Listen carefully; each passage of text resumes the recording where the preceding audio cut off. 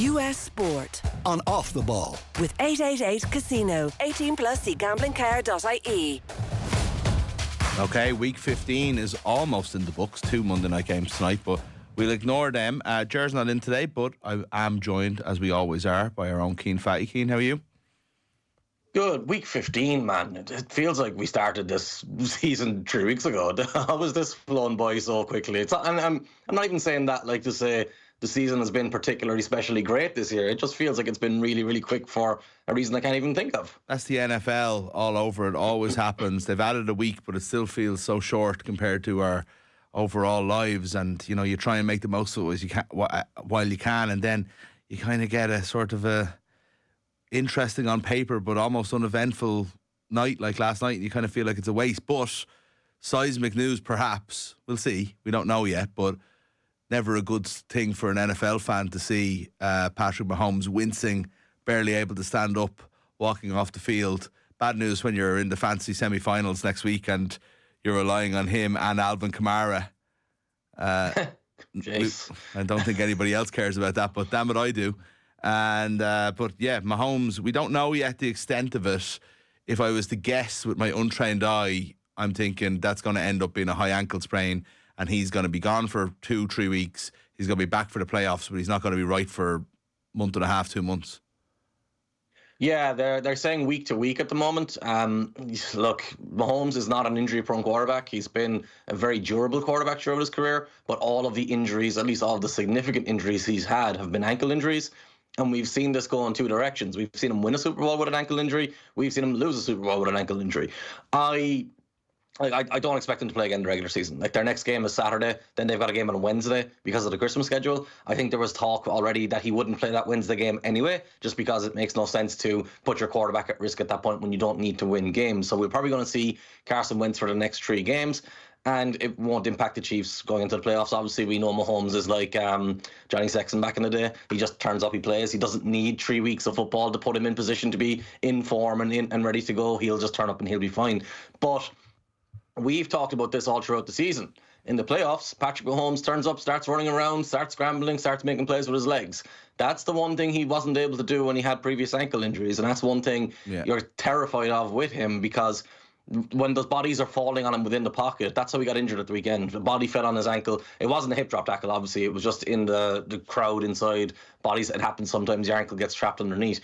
Now, if he's going to be in the pocket more during the playoffs, there's also more chance of that happening again and more him being injured again. One of the key plays in last year's Super Bowl against the 49ers was him scrambling. So these are... The Chiefs are walking a fine line. They're walking an edge. Like, if you were watching this weekend's games and you saw Red Zone when the Chiefs won, Scott Hansen at the end was like, "Oh my God, the Chiefs won by 2 scores. That never happens." And we're like, we're talking about the best team in the league here, supposedly. And we're playing against Jameis Winston and another guy. You know, like, it's not as if it was much of a... like, I mean, obviously the Browns' defence is vaunted and scary, and you don't want Myles Garrett running at you constantly through the game, but it was like the 3rd time he got up wincing. And obviously it was the first time he was actually really hurt, but he's spending too much time on the ground. And it's funny, we've been talking about the Chiefs surviving this terrible offensive line, terrible probably offense all round outside of Patrick Mahomes at the moment. And, you know, they've been surviving it with wins, but if you lose, if you can't protect the guy who's getting you those wins, then you're not surviving. You know, so we'll have to see what happens here. But as you say, if he's not running around come playoff time, the Chiefs are in big trouble. You just wouldn't write them off at all. You would just trust that between Andy Reid and Patrick Mahomes, they'll find a way. I know what you're saying about sit them down for the rest of the regular season, and I think on balance, I would agree. My concern is that the Bills are only 1 game behind them now and obviously have the tiebreak. Do you want to give up Arrowhead in a possible AFC Championship game? Maybe you don't think that far down. You know, they could probably do it the bye week as well. There's only 1 bye week these days for anyone who isn't keeping up. That's for the number 1 seed. Then also, it's like, if it does come down to the Bills, do you want to be in Arrowhead with all the noise, or do you want to be in the constant snowstorms of Buffalo, New York, and Josh Allen? I don't know. I guess, who are they playing the last 3 games? They're playing the Steelers on Christmas anyway. And I don't know who they have next week, but there's a Saturday game against... I do have it here, hold on. So, well, the problem anyway, once you pull that up, the problem is that the Bills have the Texans this week. Yeah, away. So the Bills have the Patriots, Jets, Patriots. So the Bills are winning 3 games there, you assume. So even if you play Mahomes and he's hurt, and then you're just playing him, and you're not like, it's not like you're going against the Raiders twice, and you've got the Broncos or someone in there where you expect to win with Mahomes starting. You're going against the Texans and the Steelers there, where you're liable to still possibly lose one of those games anyway. And that's the other part of this is the Texans have one of the best pass rushes in the league. The Steelers, although he went off injured at the weekend, so maybe he won't be there, they have TJ Watt, who hits quarterbacks every single week. Do you really want to do that? Look, yeah, obviously playing an Arrowhead makes things completely different for you, but we also know Mahomes can go anywhere on the road and win. He's not going to be intimidated by playing in Buffalo. Like the other part of this as well is Isaiah Pacheco is back. So even with the all the stuff we were talking about earlier, the balance should in theory be there with the offense that wasn't there early in the year. It might even be something that actually galvanizes the team a little bit if he takes 2 or 3 games away and suddenly the wide receivers kind of realize, oh, we need to step up a bit here. We need to actually stop relying on Mahomes to bail us out all the time. We need to be this hard-nosed running football team with Pacheco and then make plays out of the backfield. Yeah, in a perfect world, you'd say, all right, Mahomes is a small injury, we'll play him through this and we'll get home field. But I think on the balance of things, you're kind of risking further injury and making it worse for something that you don't necessarily need, like you want, but you don't necessarily need it, I don't think. Yeah, look, I think you're probably right on balance. I think it's probably worth pointing out both sides of it, but I think I ultimately do come down on your side there. And I think the kick up the hole argument is very interesting because you do keep winning Super Bowls. This guy does keep bailing you out. Maybe the levels are dropped a little bit around him, and maybe suddenly looking up at your huddle and seeing Carson Wentz's face and an 11 instead of a 12, you kind of go, oh God, okay, I think I better play my part here, and maybe this actually brings them out. And I saw I thought just a few plays that Wentz did play, suddenly I was seeing Xavier Worthy, for example, not just as this kind of Trayvon Austin, hopefully you get a trick play with him, but I think he caught 2 kind of first downs wide out in a very conventional wide receiver way, and you're like, yeah, that's what you want to see, so maybe there's a bit of that in coming, we'll see with the Chiefs. And you've got the other thing is you've got a guy like DeAndre Hopkins there who's been there for a little bit over a month now, and the thing about Hopkins is while he's a spectacular wide receiver and like a borderline Hall of Fame player, he's also always been a player who's got a mindset and a mentality of, I'm going to come in here and we're winning, and I'm going to grab this, I'm going to grab it by the neck. And I have an awful feeling, well, not an awful feeling, but from the outside looking in, my perception of a mid-season trade like that, you can't immediately come into a locker room and be that kind of leadership mentor, that speaking up kind of guy. But when you are a veteran, respected veteran like him, and you've been there for a month, suddenly you can become a little bit more of an identity, because Wentz has a career behind him that was up and down, obviously. He's also famously not a leader in the locker room. Like, part of the problem in Philadelphia was a lot of his teammates didn't like him. So he's not going to come in the same way their previous backup used to come in and actually kind of elevate everyone around them and give them reasons to be confident. They're going to need guys around them. They're going to need Travis Kelce. They're going to need DeAndre Hopkins. They're going to need even Pacheco. Now, Pacheco's at the stage where he's been around long enough. These guys need to be the identity of this team for a couple of weeks and keep the needle ticking over. And hey, even without Mahomes, you've got Andy Reid, you've got all that talent. You've got, well, not all that talent anymore, but you've got enough talent there that they could still win those 3 games even without Mahomes. But yeah, I don't expect them to, but they might. And they have a great defense. It doesn't show it every week, but you see it enough to know that they're going to be competitive in any game. There was an amazing 5 games in the late window. It was good fun.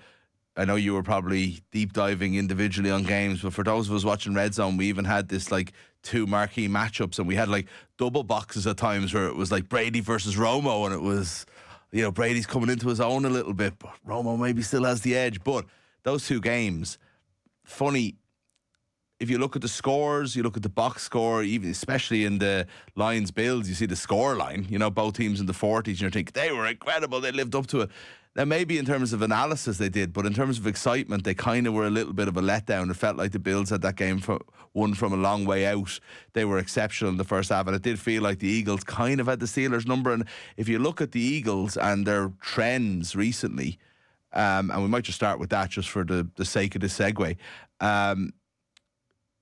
we wondered, I suppose, if this winning streak was, we're always talking about for real here on this podcast, but you're wondering how, can that stand up in the playoffs, really? And the Steelers are a team that were just matching every test that they were coming up with, and they seemed a level below the Eagles last night.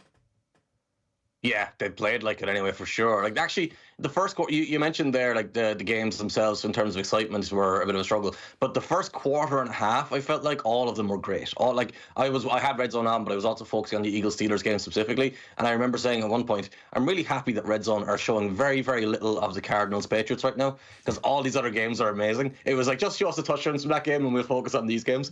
But I agree. As a Patriots fan, the Steelers. I think part of it was the Steelers were a little bit overwhelmed by just how talented the Eagles were, but for the Eagles, it's a very interesting thing because the Eagles are famously a fan base that always thinks they're unbelievable, always backs their team, and always is like to a degree of like rabid fan base that's admirable, but it's also a little bit out of touch with reality a lot of the time.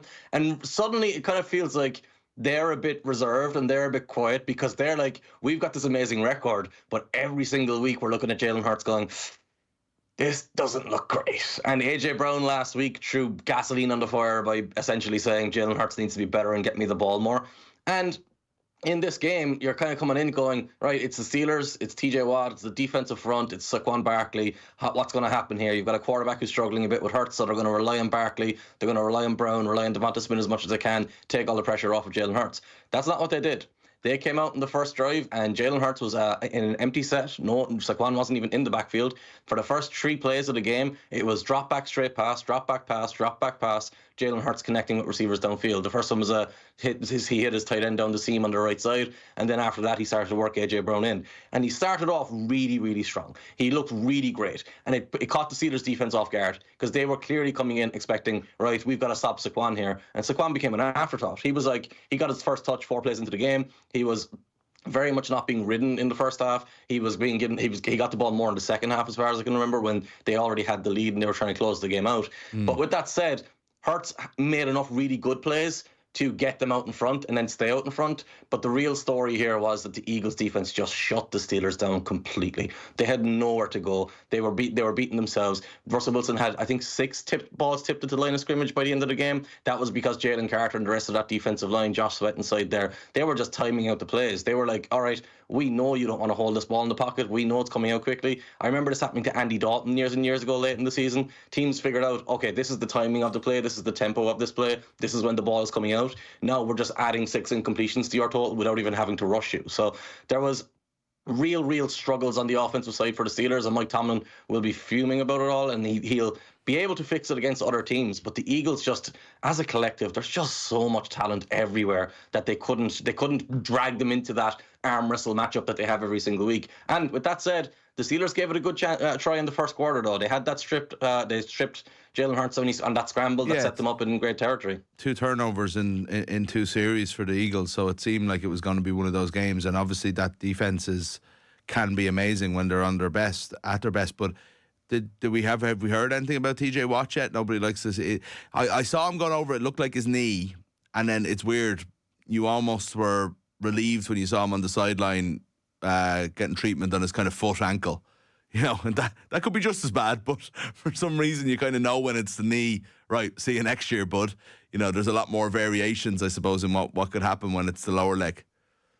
I think we did see him walk off kind of gingerly. I think it was one of the, look, we're evaluating from a distance here. It didn't look like something that was going to be season-ending or terrifying like that. It did at start initially because he was on the ground writhing a little bit. Yeah. But then when he was walking off on the side, then it looked better. I think hopefully he'll be okay. He seems to be like his brother. He's one of those guys who can get injured but then just keeps on playing somehow. It's like, didn't you not like tear your quad last week? Oh yeah, but I'm still going to play this week anyway and get 3 sacks. What does it matter? Yeah. Well, that's one possible Super Bowl. The other one, more quarterback analysis, I'm sure, Bills and Lions. Like, again, the scoreline, was it 48-42 in the end? Incredible stuff. But Josh Allen, I text you after the first quarter saying I think that might be the perfect quarter of football. Like, it was, he obviously, I think, rushed in for 2 touchdowns in that time, but he also, like, he was getting out, scrambling for plays, throwing across the field, perfect. He just could not put a foot wrong. And we've been talking about him kind of all year, really. We're used to seeing miracle plays from Josh Allen. It's the type of quarterback he is, but he seems to be doing it without the mistakes a little bit more now this year.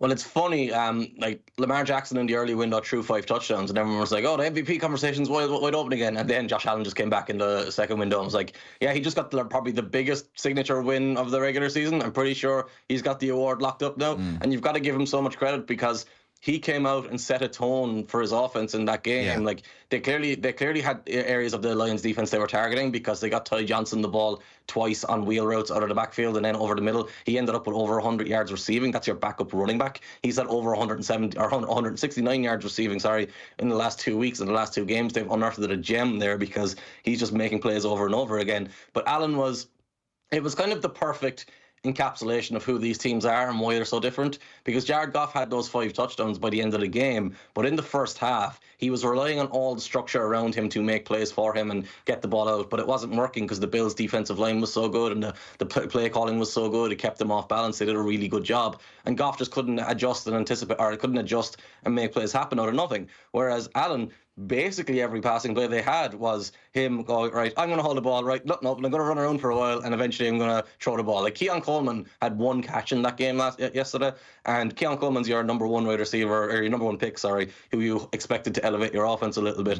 And his catch came on the most absurd throw from Allen, where he's got like 3 people around him on the sideline. He hits a tiny window over the top of the defense. But that all came about because Keon Coleman couldn't get open initially. Like Allen's not doing that because he wants to do that. He's hitting those throws because he's forced to do it. And I think so the one thing that's not really been discussed this year is Josh Allen has always been a great runner, okay? But he's always been a scrambler, a chaotic runner, a guy who, when the play breaks down, he runs. But the Bills have done a much, much better job of giving him designed runs this year, which is part of what's pared that offense back down. So they're relying on their tight ends, they're relying on their running backs. James Cook had that big touchdown run as well that came with Allen being incorporated into the play. And that's going to change the identity of this team, because once Diggs left, they weren't trying to be this throw the ball everywhere offense anymore. And with that, I thought the way this was going to go was Allen would have so few receiver targets that he'd have to make way too many more plays, and it would actually lead to more interceptions. And it's actually gone the complete opposite direction. You've got to give him massive credit. He's somehow taken away all the mistakes that he's had of this year, and the Bills have the best turnover ratio in the league right now because their defense is getting turnovers every single week, and the offense no longer does that. Whereas that was the big problem last year and the year before. Yeah, and it's like if that part does come out of his game, it's scary because he has everything else, like every physical asset. He has the brain for it as well. You do kind of think as well, is he adapting because he doesn't have as much trust, so he can't. Maybe there was a case of throwing it up to double coverage in the past because I trust that Diggs is going to get this, and if he does an interception, that's the cost of doing business. We talked about that at the start of the year, that maybe his stats belied somebody who was kind of like playing this way as a strategy. But maybe that's not true. Maybe that's a cop out. But we're certainly not seeing it at the moment. And he looks. I'll tell you, you kind of watch, like sometimes you think of different eras, and you think of a different era where Brady and Mahomes are probably the comparison from different eras. But you kind of think, who's Josh Allen then? And I was thinking last night, he's kind of in that Colts, Peyton Manning mode at the moment for me, where he's never going to be out of a game. That offense is always going to have a chance, and if you're the opposition, you're always going to be scared of him. They might not ultimately get over the line every year. They might go out in the playoffs, but as long as he's at quarterback, that offense is going to just scare the living daylights out of defensive coordinators and fans of the opposition team. Like, they've scored 90 points over the last 2 games, and they lost one of those games. They somehow lost one of those games. I think the one caveat we have to put with them right now, and it's not going to show up in the rest of the regular season, but it will become that question mark in the playoffs a little bit. They have gone against defenses in recent weeks that just cannot rush the passer at all. Like the Rams last week would have no pass rush on them. The Lions this week. So the Lions, this is a thing that probably most people don't realise. The Lions have the most players in the league on IR. Now, all of us, I think, would have probably guessed the San Francisco 49ers. And the reason for that is they've had loads of injuries on the offensive side. The Lions' offense is fully intact. They're not missing anyone as far as I know, not a single player. But they've got 12 players on IR. They lost 3 more last night who are all going to IR, 2 cornerbacks and another defensive lineman. They've lost their defensive line more than twice now. I think they've lost 9 defensive linemen. So that's a defense there that is completely destroyed, completely decimated. 15 players on IR, that should shut you down. But because they're all on the defensive side, it means these shootout type of games are going to come.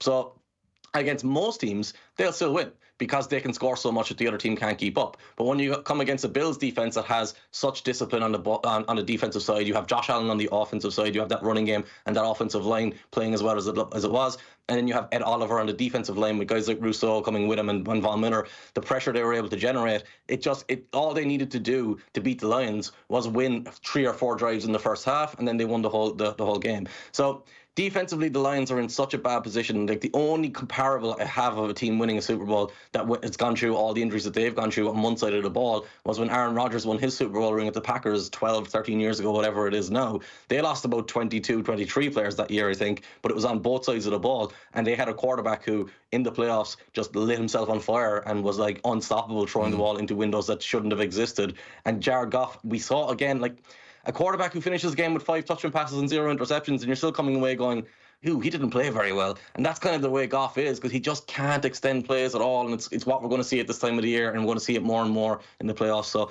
it's going to give us some fascinating results once these games come about and actually get played. Yeah. 14 years since the Packers won that game, would you believe?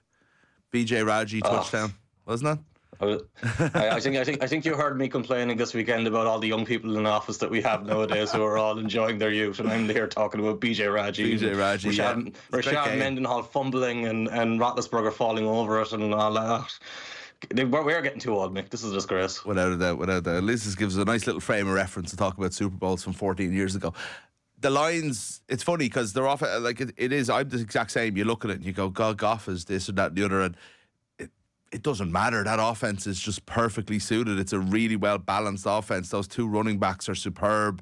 St. Brown can do something where he makes an awful drop in one quarter, and then the next quarter he just bursts a regular, normal play open, boom, 75-yard touchdown.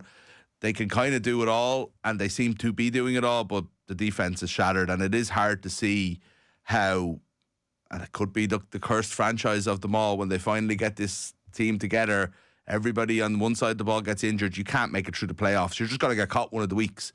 Even if they had a game plan to beat the Eagles and everything kind of went perfectly, they could be caught by like the Rams the week before or something. You know what I mean? It's like, it's really hard to see how you could win a Super Bowl getting through the playoffs with that sort of injury list on the defense. It really is. So we have to have our, just before we move off this game, we have to have our weekly discussion about Dan Campbell, I think. Oh, I was waiting for it. Where do you stand on it? Well, that's the exact same question I was going to ask. For those who didn't see, Dan Campbell, who we speak regularly of as being, it's in the DNA of this team. They take chances, they go for it on 4th down, etc. He took it to a new extreme. Really, they got themselves back into the game. They were they 1 score down? 10 points down. Okay, but there was 12 left. minutes left. So, you're talking 2 possessions. Realistically, in that kind of game, you stop Allen once, you could take the lead. And they went for an onside kick, which in this day and age where you have to declare your onside kick and can't do a surprise one, is ludicrous. Plus, they didn't cover it properly, and it was, game over as soon as the Bills got that. So again, the scoreline doesn't really reflect that game. I don't know if many people are defending it. No, I saw JJ Watt talking about it, and he's kind of, you expect him to give out, I suppose, because he's a defensive player, but like, it's a 7% chance. Like, when the fact what you said there is the most important thing. You've got to declare the onside kick now. That would have been a situation where you can 100% understand the surprise onside kick. And it actually made me think, should the NFL go back to normal kickoffs in the 4th quarter? That's what I was thinking. Like, in the 4th quarter, and maybe even playoff games, because you have to give, like, these onside kicks now are pointless. Kickoffs are largely pointless. They haven't. It hasn't made the kickoffs more exciting in general. So let's just go back to the way it was. Yeah, I think they probably won't, just because of the safety aspect of it. But at least in because we have to, I'm not sure if people at home realize this, but the NFL has different rules in the 4th quarter and in the final 2 minutes of the quarter, of the 4th quarter, and in the final 2 minutes of the first half than they do the rest of the game. Like, there's a little small details, such as like the official, the referee moves from the behind the quarterback into the middle of the defense in the 4th quarter because they need to speed up the play for getting the ball back reset when teams want to go into hurry up offenses so they can get more time on the clock. So the NFL does not make rules rules based on what's fair and what makes equal and what gets the meritocracy results, the winner who deserves to be the winner. The NFL makes rules based on how do we make these games more exciting? How do we get more points? So the reason they moved the extra points back to 15 yards 10 years ago or whenever they did that was to have more missed kicks, which is what we're getting now, which gets a little bit more random stuff, which encourages teams to go for 2 more often. So the reason they changed the kickoffs was in the hope of it being more exciting, but also safer for players on the field. So I don't think it's worked. I think they will be able to talk back into doing that. But I've buried the lead here because what Dan Campbell did to me is just absolutely insane. And when he was questioned on it, so after the press conferences, when these things work out, he goes into these press conferences, he's as positive as can be. He's like, I'm great, I'm like brilliant, anyone questioning me, yeah. And then he came in this time and he looked like a little boy. And it's hard to make Dan Campbell look like a little boy because he's 6'6", 350 pounds, or whatever he is. And he was like, I knew we were going to get it. I was certain we were going to get it. That's why I did it. Maybe I shouldn't have done it in the past. And it's like, that's not the defense you can come with here. Yeah. The defense here has to be the thought process at the time, why you did this. If you came out and said, all of my defenders are injured, yes, Josh Allen is going up and down the field, we have to try something. Fair enough. But that wasn't the argument. That wasn't the thought process. And that's what annoys me. I feel like he's riding a high of, I'm the most aggressive guy in the league. This has worked for me a bunch of times. Everyone talks about me when it goes well. Let's keep doing it that way. It's a bit like when defensive coordinators get blitz happy, because whenever a blitz works on the defense, or Chris Collinsworth or whoever is doing the commentary goes, look at that defensive coordinator, look how amazing he is. Instead of doing the smart thing of, all right, I'm going to play rush 4, play coverage, I'm going to mix in some blitzes, they get mad and they do all this crazy stuff because it gives them highlights, that helps them get jobs, all that kind of stuff. So I think there's an emotional decision here from Dan Campbell that needs to be restrained a little bit and figured out to manage this team properly. Yeah, and even if it did come from the desperation of not being able to stop them, that's only encouraged a bad decision. It hasn't, it might explain it more, but the desperation has encouraged a bad decision. It doesn't actually make it the right decision to go for an onside kick and basically and make sure that Josh Allen is going to score. And again, it's funny because it is time that they started coming to terms with the fact that you don't go for an onside kick unless you have to, because Brady last week was actually really good on commentary in the Rams Bills game when the Bills took that time out on the quarterback sneak, and he was like, "No, you have to onside kick," and he's basically, and there's no chance of getting an onside kick. So why did you do this? So it was probably his best moment in commentary, really. But I think it's time. Oh, by the way, speaking of the NFL entire whole military industrial complex and not understanding anything, there was another dropped 4th down interception yesterday. I don't know if you saw it. I can't even remember what game it was, but the quarterback went up, big full dive, dropped it, started hitting the ground in anger. He would have lost 40 yards on the play. No commentator mentioned it, no coach mentioned it, no players. They don't have a collective understanding that you don't intercept on 4th down. It makes things worse. That cornerback has like a 50 grand bonus for interceptions. But that's okay. That's okay. They shouldn't count on 4th down for a start. Interception should not count on 4th down for your bonuses, and that would take that out. But it will, because none of them seem to understand this. They never see it as a problem. Commentators never mention it. Watch out for it. I'm telling you, listener, I'm the only one on this bandwagon, but it's an important one. It's going to cost the team a game. I'm telling you. And before we come across as wholly result-oriented, judging people based on results here, let's have a quick mention of the Saints-Washington game. The Commanders flew out to a lead. Jaden Daniels was outstanding, and then they started to struggle a little bit. And the Saints had an incredibly improbable comeback and had the opportunity to win the game with literally 0 seconds on the clock. They went for 2 when they were 1 point down. They rolled their backup quarterback, Spencer Rattler, who had come on to replace Jake Henry, and he missed the throw on the outside. But you're kind of sat there going, look, you have a backup of a backup quarterback in. Do you want to go to overtime and try and keep pace with Jaden Daniels, even if you have contained him in the second half? No. Yeah, they did the whole right thing, even though they lost. We were watching that live. I'm watching it with a Saints fan who went from like completely divested to massively invested, just for the sake of a great comeback. And we've talked about that kind of thing all year. When you have Patriots at the 70-yard field goal last week, suddenly you really want them to get it. But we were very, very into that game, and I was like, you have to go for it here. You have way less of it. You have all the momentum. You've got every play that you've looked for in the last 2 drives. You need one more. That's way better chance than you have of going up and down the field during overtime and a 50-50 toss up on the coin toss and so on. So I think I agree with that. The refs, by the way, there was a ball thrown into 2 yards, clock running. The ref stopped the clock for 5 seconds. and then went, oh, shit. I missed this. Shit, and rolled it on. But stopped it for absolutely no reason. And then the Saints spiked the ball with 3 seconds to go. My sense when the ball was caught that they would have time to get the spike. But I don't know. They stopped the clock. It was absolutely insane. There was 9 seconds on the play.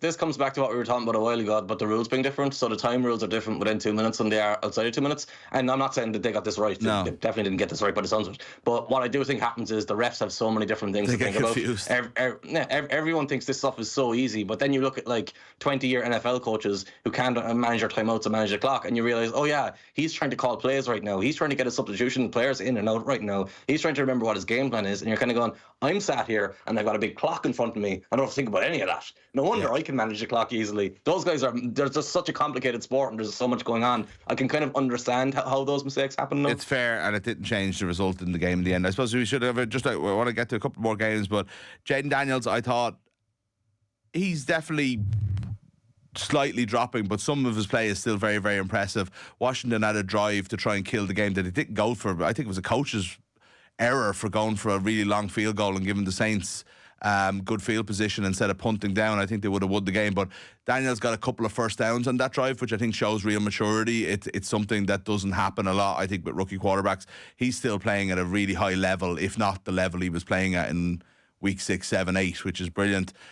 Drake May had a little bit more of a kind of a struggle, I think, but Bo Nix definitely came back to earth a little bit yesterday. To be fair, I haven't watched a lot of I know I've ruined your segue here, but I haven't watched a lot of that Drake May game yesterday. But everyone who I think has a brain talking football has turned around and said Drake May was really good, and Drake May was actually like the star of the Patriots. It was the Patriots as a team that were struggling, and May is actually like the ceiling with May right now. The more he plays, everyone's kind of going, oh wow, this is actually really exciting. I'm seeing him every week. He's fantastic. I really do mean it. Now, you have to wait and see when you're playing on a real team and so on, but he's got all the physical traits. He could do all the different little things, kind of what we were talking about Josh Allen, obviously way below the standard in every way, but what we're saying in terms of his versatility and everything like that. Now, they're not giving him the ball enough. They're not putting it in his hand, but he didn't play well in the first 3 quarters. In the fourth quarter, funnily enough, he actually did play really, really well. He showed a touchdown pass that he threw to Douglas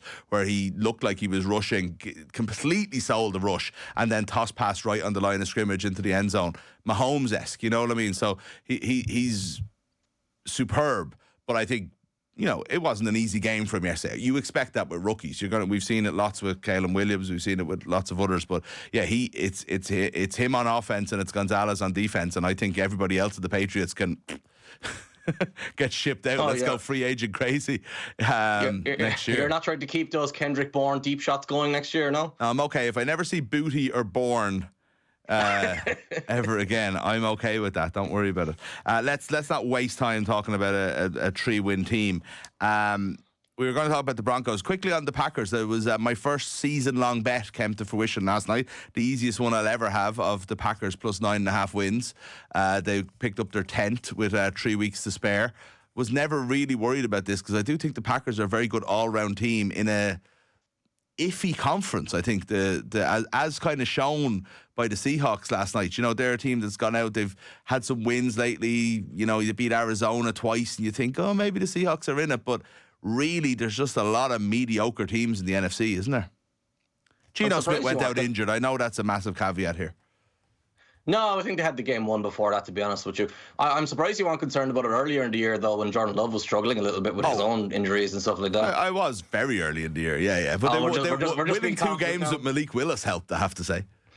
That's true. Yeah. But the thing that really stood out to me in this game was less the result. I kind of expected it to be a Packers win, but not as comfortably as it was. Like you mentioned, Geno Smith going out, and there was a late touchdown where Romeo Doubs caught that incredible catch. I don't know how he made that play at the back of the end zone, pulled the ball off the blades of grass, essentially.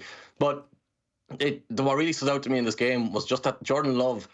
It was around this time last year, after Thanksgiving, when Jordan Love went from being this inconsistent guy every other week, you don't really know what you're getting, to, hey, suddenly I'm going to make every play here. I'm going to be consistent every single snap. That doesn't mean everyone around me is always going to make plays. There's going to be drops, there's going to be blown protections, there's going to be running plays that don't work when they should. But I'm this consistent pendulum thing where I feel inevitable. And I feel like that switch has been flipped again. I feel like we reached December and he's got this element in him that Mahomes also has, where it's like, right, I'm going to play my best football when my team needs me to. or when the games are their biggest. And the last couple of weeks now, like last week's game, I came away from it saying Christian Watson and Dubes were struggling. Watson in particular, he let them down against it's 2 weeks ago against the Lions. He let them out in a big game, and those two were outstanding this week. And the difference between the Packers winning comfortably and the Packers losing a close game is the wide receivers, because Love is at this consistent ebb where it's like, right, I'm making quick decisions, I'm hitting tiny windows, I'm throwing the ball with incredible velocity, I can run and move around to avoid pass rush when the pass rush comes.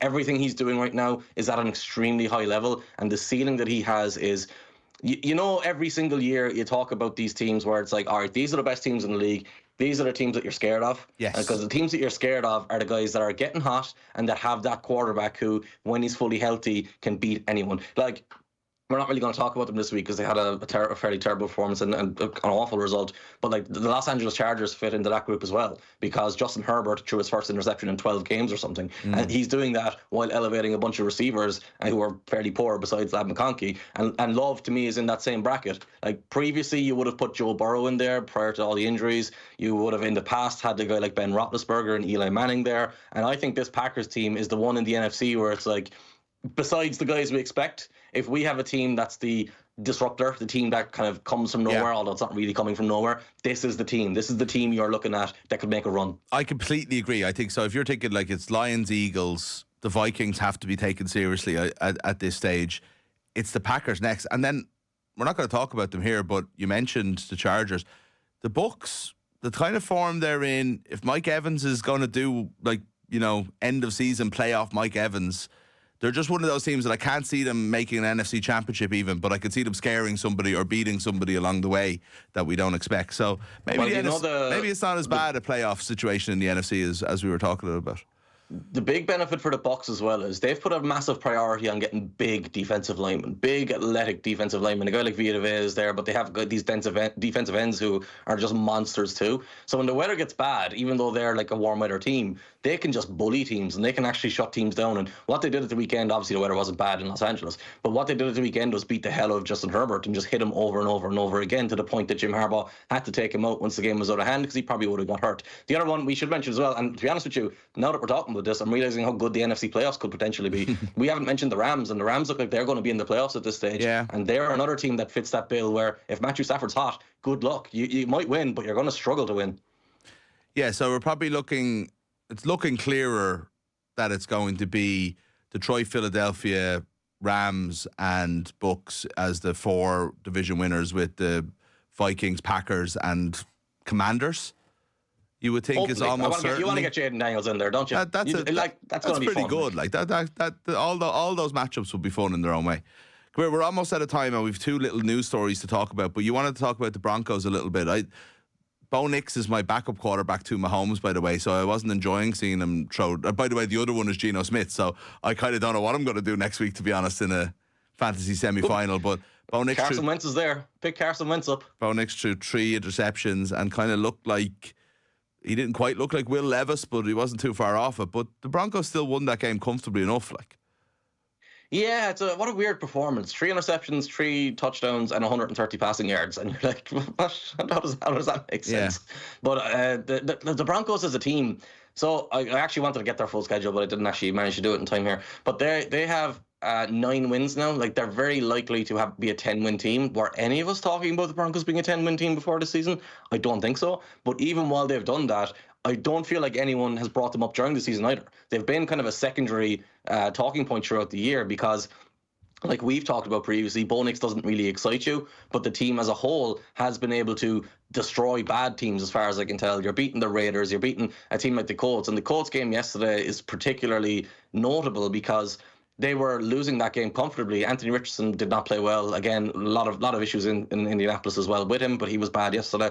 But they were losing that game. I think they scored 24 points in the last quarter and a half, and they were helped by the Colts special teams giving up a massive return. This is magic. The trick play that failed, where they threw the ball back across the field and they turned into a pick 6. And it's like O'Driscoll against Munster all those years ago. Which one was that? in Crow Park. In Crow Park. You don't remember it, no? No. He left Rog for dead and the interception right down the middle. Yes. It's hurtful to me as it is to you, Keane. We had a clip on that recently, I believe, actually. But then the other one, the biggest story of this game really was the one you least expect, with Jonathan Taylor doing that thing that running backs seem to just be doing this year, where they're throwing the ball over the end zone, I don't understand. Like, look, I understand when the other running backs do it, and the young kick returners and wide receivers and whatever. Jonathan Taylor's been in this league for six plus years now, I think. He's the highest paid player on that team by some distance, as far as I know, unless the Forest Buckner is still getting that kind of money. He should not, like, that was the turning point in the game. If he scores that touchdown, they're gone. They're up to 20 points, and the Broncos had done literally nothing to that point. So, and then Anthony Richardson just was quite poor after that. So the Colts fell apart, and I think that's kind of the capturing of both of these teams' season. The Colts self-sabotage is off the charts, and the Broncos won a game again where we're kind of going, are you guys actually good? Because you win a lot of games, but none of us ever say you're good. Maybe they deserve more respect. I don't know. Yeah, I think so. Is a touchback a fair rule for that? I always feel it's very. So. I always feel like you've had this drive. Remember Ritter kept doing it for the Falcons, and he'd like be reaching for the end zone, and he'd drop it out and go out over sideline, and suddenly the other team has the ball in the 20, and you're thinking, that's a bit harsh. Like, I mean, there's no other part of the field you're as harshly punished, you know. I think it is, just for the simple reason that the reward of reaching for the let's talk about it outside of this scenario, because in this scenario you deserve to be really shot. Never mind lose the turnover. But when you're reaching for the pylon and you lose the ball out of your hand, I think the punishment has to be that severe because the reward is so high. You're trying to get that touchdown, those last couple of inches. And now there's a whole other conversation here where those last couple of inches used to be very difficult to get.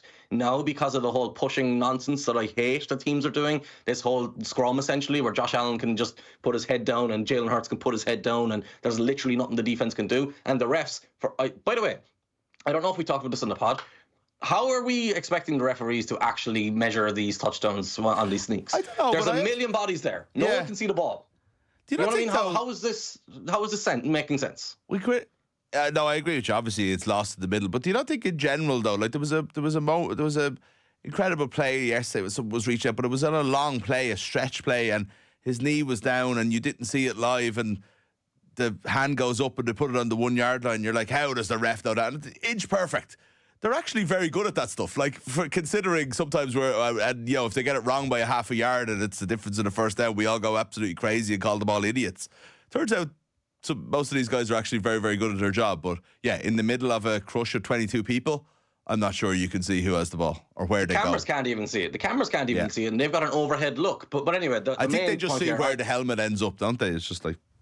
Yeah, but even then, the play could be over and you're still moving a fella. By the time they actually run in from the sideline to actually see where he is, you don't know how accurate it is. But that's my whole thing, is that last yard, that should be difficult. That should not be this really easy thing that they can do. And that's why the reward or the punishment has to match the reward, I think. Fair. Broncos have road games against the Chargers. That's Thursday night, I think, is it? 20th? What's their previous notable wins? Who are their biggest wins? As far as I can tell, they've beaten nobody. No, they've won their last. They hammered the Falcons actually, but they've actually won the last 4 games. They were very, very unlucky to lose to the Chiefs. That was the blocked field goal. Should have won that. They were hammered to the Ravens, but yeah, they haven't beaten anyone as far as I can see. The Raiders twice. It's always a dangerous place to be for a rookie quarterback. But the Bucks were bad early in the season. No, they haven't beaten anybody. It's always a really dangerous place to be for a rookie quarterback, because his expectations, being on a 10-win team, starting all the time for second season, is going to be like, all right, now we're going to be challenging, aren't we? And you're kind of going, ooh, we just beat a bunch of like Raiders and stuff like that. We didn't actually have a high-quality 10-win year. NFC South and the Raiders twice. You know, like that is what it is. Right, we're almost out of time. We're going to talk about Randy Moss a little bit on the show this week, so we might talk to him again about it next week maybe. But Bill Belichick, we can't leave without talking about Bill going to a basketball team, as far as I can tell. I don't think I've ever seen North Carolina play football. I'm sure they are a Division 1 team of high standing, but I don't know. Maybe I just missed it. I don't really watch all that much college. But what do you make of it? It's unbelievable, really, isn't it? It's bizarre. I just want to make sure I'm getting this right, because I'm pretty sure the man you're attaching all your hopes and dreams to is North Carolina, isn't he? Yeah, basketball guy for basketball family. That's what it is. No, they're always in the Final Four. That's what you know UNC from. It's Michael Jordan's college, isn't it? Yeah, 100%. No, they're 100%. They're a basketball school. They've been becoming more of a football school over recent times, like Mitch Trubisky. And the thing is, because they're Michael Jordan's sex school and because the basketball team is so successful, they'll be able to pull money from a lot of places to give Bill Belichick that kind of contract, but also pay college players and bring in Michael Lombardi as a GM, which doesn't happen in college football, which it's a very fascinating thing. Like Brady was asked about it on the commentary yesterday, and he was like, "Oh yeah, Bill is the greatest coach at this level ever." But he's also a little bit rough around the edges. He's not going to be going nice to like college football players. But I'm not really sure that's necessarily a thing college football players look for either. They're used to guys like Brian Kelly, like Nick Saban, who get in your face, shout and scream at you. Bill will probably do a little bit of that.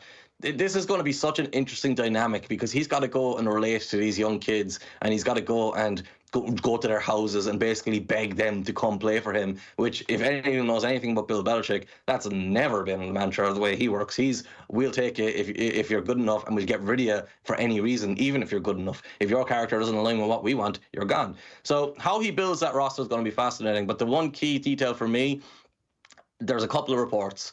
One, apparently he went to the Jets and inquired about their head coaching position, and the Jets were not interested. Apparently. The other aspect, and the other aspect is his buyout clause, essentially, the specifics of it are a little bit different, but essentially his buyout clause goes from 25 million to 1 million if an NFL team arrives looking for him. So he's taken this job, and I don't feel like it's necessarily the job he wants. I think he took a job because he doesn't want to be an analyst all that much, although he's going to continue doing some of that.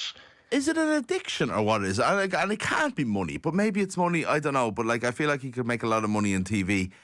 Why would you want to go and like? He's 72, 70, whatever it is. He's done this. He's the greatest NFL coach of all time. Is it a challenge? Maybe I just don't understand that kind of mentality, and it's to be applauded. But it feels to me like that's a big task. You look at Jim Harbaugh goes back to Michigan. It takes 5 years. You know, you have to build the program. You can't just take over somebody else's, and so it was successful in the end. But the other side of it is we've seen plenty of college coaches. The greatest college coach of all time, Nick Saban, well, probably maybe second base. Wasn't there a great like Alabama guy in the 60s?